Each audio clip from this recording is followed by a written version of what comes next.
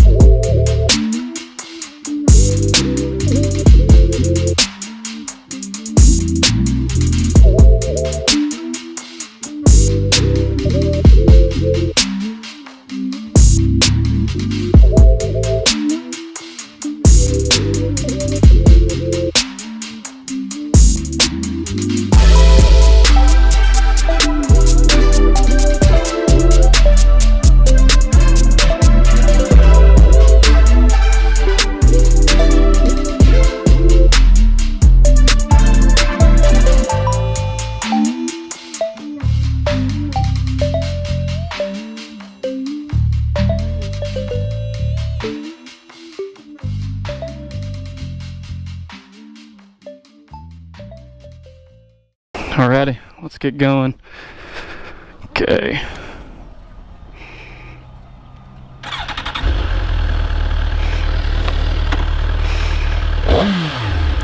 For having a stock exhaust, everything still sounds pretty good to me. Obviously it'd sound a lot nicer, once you remove that hideous looking can. Okay, so from an ergonomics perspective, what I was talking about in my last video with my 1000 is that it feels more aggressive than most of the other GSXRs. This one feels almost the same as my 2017. So I honestly don't know. I need to sit back on another older GSXR to see the difference, but for some reason the 1000s feel more aggressive than some of the other ones, like the 750s and the 600s. But I don't know, man. You guys let me know. Other than that, guys, pretty standard Suzuki feel and everything. The seat feels pretty good so far. Flat foot in the bike, obviously, because it's not as high as something like an R6 and R1 or something like that, but overall pretty good.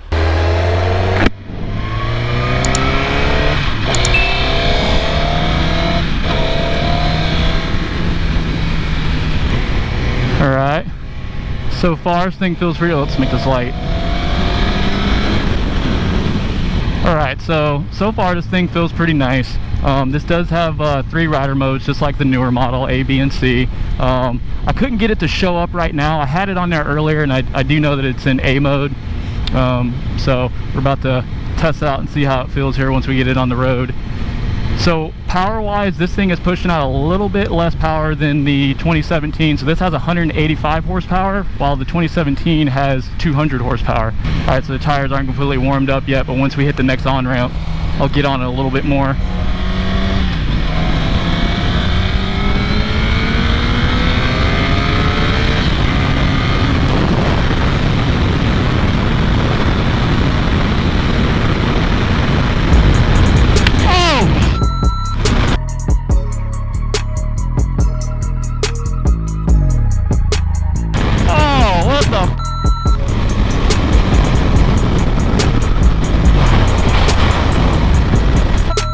Just nailed me.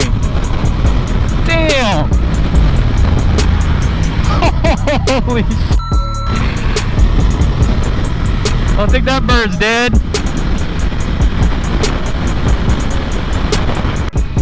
And get her back on the highway here. See how she pulls. Alright, so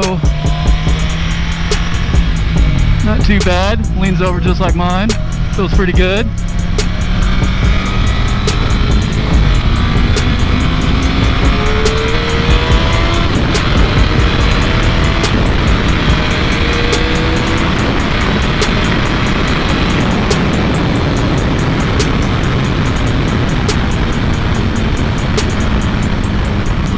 Try this one more time.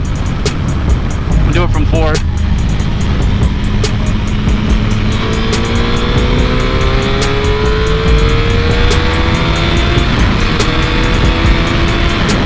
Oh yeah.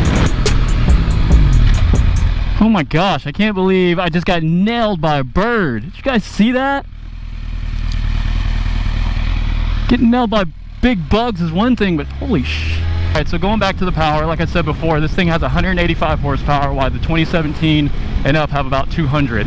The torque specs is about the same. They both have about 86 foot-pounds of torque, and I felt, you know, every bit of it there on that highway pull. I mean, it pulls. It feels just like mine. I think the only difference is when we're talking about the power is the newer model has the VVT engine now, so the variable valve timing. Which helps out, you know, switching. It has something to do with, you know, switching the cam profile and everything, kind of like VTEC in Hondas. So, you know, it's nice and tame down low, and once you get into that top end power, man, it just comes alive. But yeah, so the newer model has just a little bit more ponies, a little bit more top end, but I think overall, you know, down low, they're about the same. This thing felt pretty damn good. All right, the handling characteristics, no difference. They both have the show of big piston forks. You know, and if you get the R model with the newer one, you get the balance-free forks. You know, a little bit better for the track and stuff like that. But this 2015 feels pretty good, and with the weight, they're about the same weight, so they come in right under 450 pounds wet. I don't know how well you guys can hear the engine sound or anything like that, guys. I usually have a recorder that I put in the tail section so you can hear the engine a little bit better, but I've been forgetting to do that lately. Oh man, bird nailed me good. All right, so as far as the controls and everything goes, really no difference other than your little control menu selector switch thingamabobber here is on the right hand side versus on the 2017 it's over here on the left. All right, so as far as the display goes, this one isn't too bad. Nice analog tack, has a shift indicator. No fuel gauge or anything like that, but that's fine. Once you figure out, you know, how many miles you can actually go in a tank, you can just work with that. The newer models have, hey, what are you doing? Holy sh**, dude. Seriously?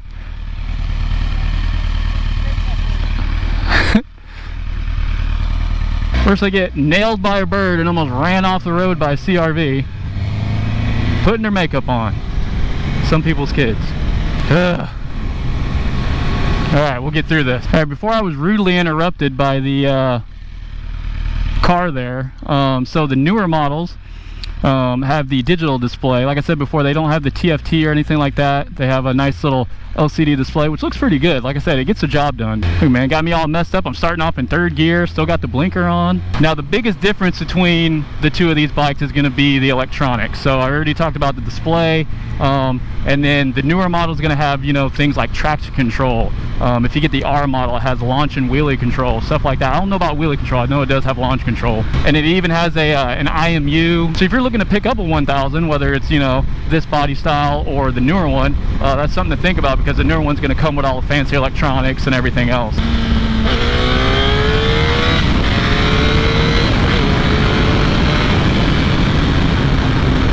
Alright, so I do notice that the front wheel on this one wants to come up a lot more than it does on my 2017, but the front wheel gets really light on this one. Also, I think this has your normal throttle cable, while the newer one is a drive-by-wire. So I like the throttle feel actually on this one than I do on mine, because mine has sort of a there's like a dead space before you actually, you know, get into the throttle. All right, so overall, guys, the power is really no difference. Like I said, this is down just a few ponies compared to the new one. The torque is pretty much the same, and that's really what you want, is that torque number, man, because that's actual measurable force, you know, that really tells a story about, you know, how powerful a bike's going to be. The other thing is, I do like how the turn signals are in the mirrors on the older model. I wish they would have just stuck with that instead of going back to the way they used to be in the body. All right, and then the styling of both of these bikes, I like the way that both of them look. I like the blue color that comes on this, but then my whole thing is really like the front end, like the headlight and stuff like that, and I just like the more streamlined, smaller headlight that comes on the newer 1000s. Although this one does look really good compared to, you know, some of the other ones like the 600 and the 750s.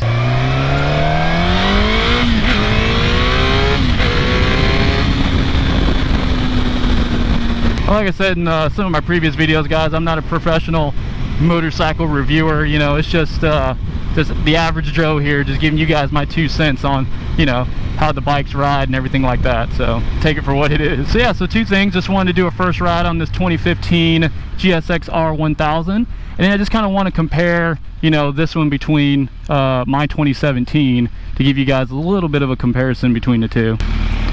Sup, bros?